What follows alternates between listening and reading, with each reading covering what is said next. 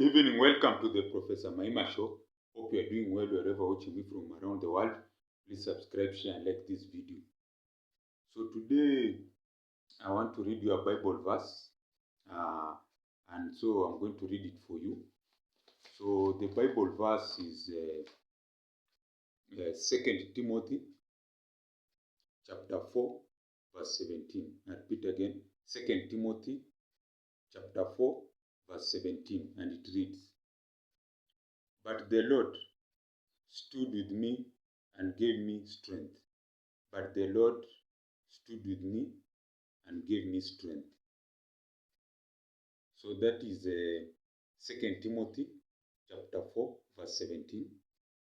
But the Lord stood with me and gave me strength. That's why I'm talking about. Your talent and skills will save you always. You must have some talent and skill that enables you to move to the next level. You see, these days there are many people who are unemployed. They don't have jobs because the economy is not building jobs. So you have to find somewhere you can survive. So I was watching this person, a relative was repairing car, is a mechanic. Here in Africa we don't manufacture vehicles, so we just use. We are more of consumption, not we don't manufacture anything. Even the crops we grow have to be exported outside, like let's say coffee, tea, have to be exported and then processed and brought back for us to buy at higher prices in overpriced supermarkets or markets, isn't it? So this person finished his basic education, that is grade 12, under the old 844 system, which was now changed to something I don't know. It's called CBC, which is a password system, which is I don't know. It's just a mediocre system. So he learned under the old system, finished grade 12, which is Form 4. He had gotten a D minus. That's he cannot go to university. So to go to university, you must score a C plus and above. But on actual in paper, the people who make it to university, because of the few places in your universities that don't even now have money, and there are only 78 in the whole country, both public and private, is C plus. But the people who go on the ground is people who have scored B. At least a B will guarantee a university place.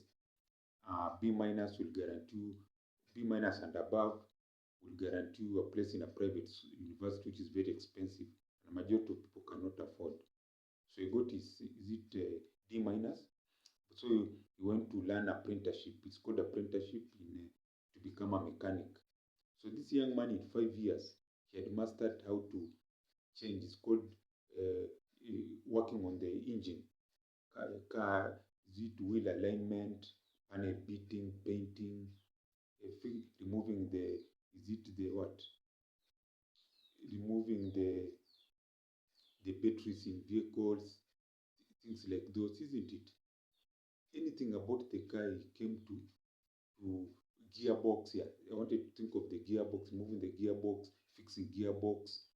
Anything in a car he can. Started with small cars, Toyotas, moved out to very big cars. Now you can even now move to luxury models like Mercedes Benz, what have you.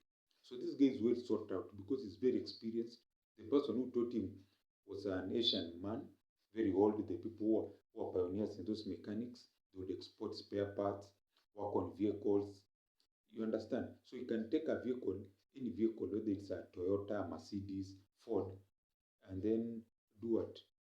Put it apart, the engine, remove all the engine. The word is remove the engine, put apart the engine, and then put it together. You can dismantle the whole engine, yes, and put it together of any vehicle. So he knows everything about the gearbox. I don't know all those things in the vehicles. So he understands it just like that, because this person he was working under was a very strict Asian person. In Kenya, the Asians are the pioneers in things to do with the car mechanics, car export, car importation, spare parts. So he really learned well. So he's in his mid-30s, and he's doing well. He has his own garage. He's doing big things. That's what I'm saying. Your talent and skills will save you always. Your talent and skills will save you always. So if you're a young man watching me or woman, What talent and skills do you have? Can it be culinary? Can you do cooking so that you can do, here in Kenya, there's this, it's called where you have parties. I don't, this word they do use, catering. Catering is big business here in Kenya. People have parties, weddings. They want people who can cook for them food because it's easier. You are cooking food for many people. You have to get people who can cook it, do it for you very easily, serve the people. So catering is a very big business here in Kenya, earning people millions of Kenyan shillings. It's a growing industry, but now it started first of all with big weddings. During Corona, it went to small house parties. Now after Corona, it has spread all over the country. People, even if they're having birthday parties for their children, they want people who can do catering, bake the cakes, cook nice food, isn't it? That's what I'm saying. Your talent and skills will save you always, just as the Bible verse was telling us. So I repeat it again. It's on 2 Timothy chapter 4 verse 17. 2 Timothy chapter 4 verse 17, and it reads, "But the Lord stood with me and gave me strength." So when you have talent and skills, God will always be with you, because you rely first of all in God. You have faith in God to help you, and then you have something that will back you up. You're going to battle. God is there. He's giving you strength. God is spiritually with you. But your weapon is what? What is your sword and shield? Your talent and skills that will make you go to the next level, earn money in this hard economy, isn't it? Like that man, my relative, who knows mechanics very well. He started small, and now he has his own garage, earning uh, hundreds of thousands of shillings. So he can even invest, buy land, do big things for himself, isn't it? As opposed to a young man who has gone and learned a degree, a theoretical, and is moving around his CVs and not getting jobs, because a country that creates jobs is the one which is into manufacturing, production. What do we produce, Kenya? Nothing. What do we manufacture? Nothing. Isn't it? That's what I'm saying. Your skills and talent will save you always, because God is always with you. He will always be behind you. But now, you yourself, what are you bringing to the table? Because God is with you.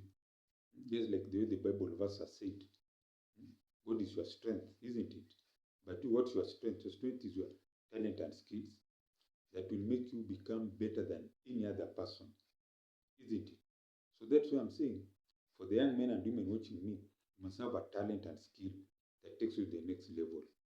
Me, this YouTubing, I'm doing it because I'm a teacher, and in teaching I taught communication, so it's more of motivation. I'm trying to become more of a motivational speaker. In fact, that's the good word, motivational, which is big business, isn't it? There are those who can do it even better. They can speak to over 100,000 of people. But through YouTube, you can reach even thousands, isn't it? That's what I'm saying. Your talent and skills will save you always. Because you may have faith in God, God may be with you, but what talent and skills will enable you to reach the next level? So you must always believe in God first, believe in yourself, and have talent and skills that will earn you money. Instead of saying, oh, there are no jobs. Yes, there are no jobs, but what can you fall on? Someone said the first place for you to become a millionaire is first of all to have a talent and skill that takes people to the next level, that enables you to think outside the box, that enables you to build yourself, gain wealth, gain riches. Because with that garage, his or her daughter can take it over, because that's wealth, that's bringing in money, isn't it? It's not just a job 8 to 5 that can end today. You can be fired. They always say you always want paycheck from poverty if you are in an 8 to 5 job. You can be fired anytime and go to zero. That's what I'm saying. Your talent and skills will save you always. So this is Professor Maima Show. I want to pray for you that you have a long life, that your dreams become reality, and you become rich and prosperous, not only you, your children, grandchildren, and all your generations. I pray for Kenya to be peaceful and prosperous. Also pray for myself to be rich and prosperous, our leaders to be wise, and to bring rich and prosperity to this great nation. press amen. And as I always say, kwaheri ya kuonana, kwaheri.